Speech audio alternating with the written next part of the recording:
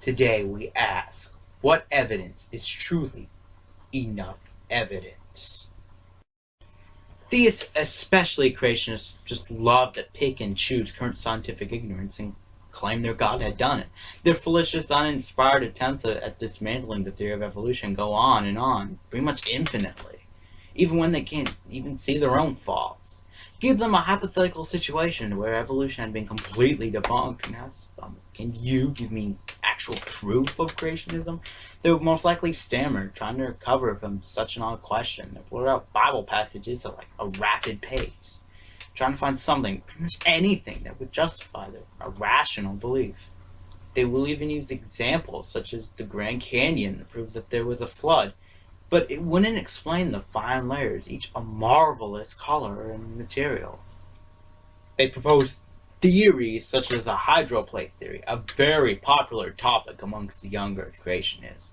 This marvelous idea is unsuccessful at describing the many features present on the Earth that perfectly exhibit slow deposition and non-deposition over millions of years. The Earth would have had to be perfectly smooth in order for such an event to happen. No mountains or cracks, which the proprietor of the hydroplate theory, Walter Brown, is not on board with.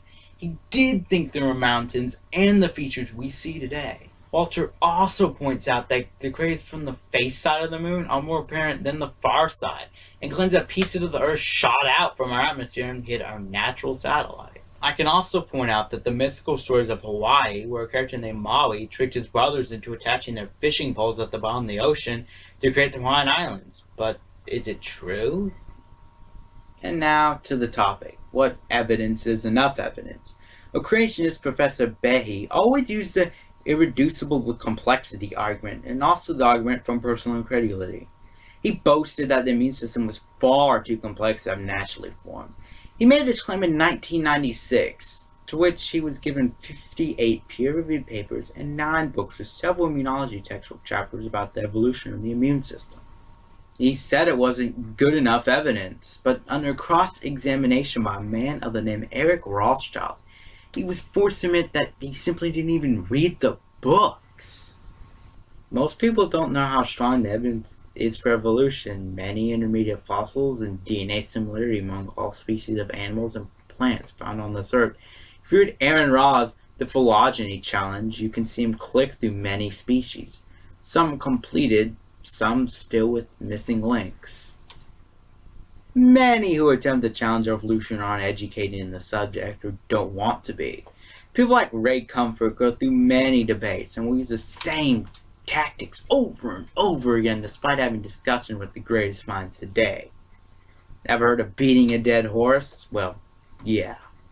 Though he has withdrawn his analogy of the banana, he did use the banana as an example of intelligent design. Saying, the banana is perfectly shaped for the hand, like a soda bottle with a biodegradable peel. It's the reason Richard Dawkins doesn't want to debate creationists. They ignore and deploy the same stunts in every debate. It's the job of the one defending evolution, religious, not to help fight for the reason. There you have it. Now, evidence is evidence, but it should be looked at with an educated mind, like one of Richard Dawkins, not a creationist who thinks he owns everything, like freaking Josh Feuerstein. Yeah. In fact, you prove that there is no real God because nothing would create something that stupid and just never mind. But a lot of times use the same tactics. That's a lot of creationists do. They try to find things in science they don't understand and twist it around, and make it sound like they're right and we're wrong. That's what flashy names, on their things like intelligent design and, well, many other things that they say. I just would have to look them all up. But, that reminds you of something, doesn't it? Everyone, like ads you see on TV all the time that a product's better. Like vacuums, you have the Tyson whatever vacuum, and then you have the Shark vacuum. They're some of the two biggest competitors. the Shark always says it's cheaper than a Tyson, and it does the same thing. Tyson says, well, it's maybe more expensive, but the Shark can't do this or this or this. Video game companies do the same. Xbox has this, well, PlayStation's controller has this. Well, Xbox Live is supposed to be better. Well, PlayStation Network is more user-friendly or whatever. Just back and forth. Now with PlayStation Network, there's a little share button on the controller. Now with Xbox, we didn't change our controller one friggin' bit. It's the same thing, and it worked. PlayStation, we took our PS3 controller, threw that out the window. Then we found it, made it into something that was really, everyone admits, pretty cool, and marketed back out. And there's older debates, Sega versus Super Nintendo. Look at that, blast processing. Sega used that ploy. It was a fancy label like creationists use all the time. They found one thing that the other didn't have that they did, and they made it sound like it was the greatest thing ever. In all other categories, Sega and Super Nintendo were equal, or Super Nintendo had a slight upper hand. Really. But Sega found that one thing. And really, it didn't really make too much of a difference, but I guess it made some. Processors are processors, after all. So, neither side was really better because he uses stupid tactics.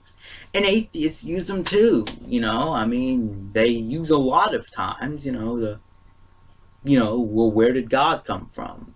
I know it's not really shallow, because really, I really want to know, where did God come from? And then, Christians go, oh, don't do the where did God come from. Then why should we do why did the Big Bang happen? Where did the star come from if you can't even tell us where your God came from?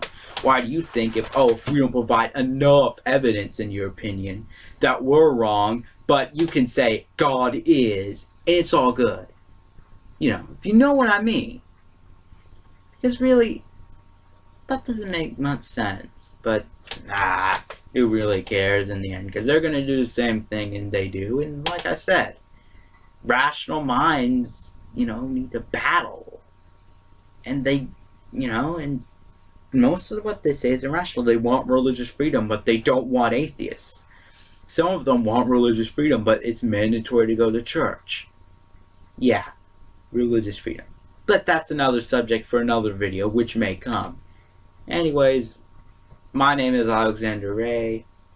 I'm new to the channel. You've probably never seen or heard my voice before. And yeah, hope you enjoyed it. Like, comment, subscribe, share to Google+, Facebook, Twitter. Oh yeah, follow Freedom of Thought on Facebook, Twitter, whatever we're on. I already said subscribe, but hey, again, subscribe, do whatever. If you don't like the video, then let me know. I don't know, in the comments below. Anyways, thank you so much for watching. It's, it's a really big joy to see that, people actually watch these videos. We're just a couple of dudes just, trying to, spread some of what our ideas are of, logic and reasoning. And, it's a really good feeling when people agree, or at least, acknowledge our opinions to some extent. But I probably ramble on for long enough. So anyways, thank you guys for watching, and have an awesome day. And remember, be smart, take things on an educated end. It's been Freedom of Thought.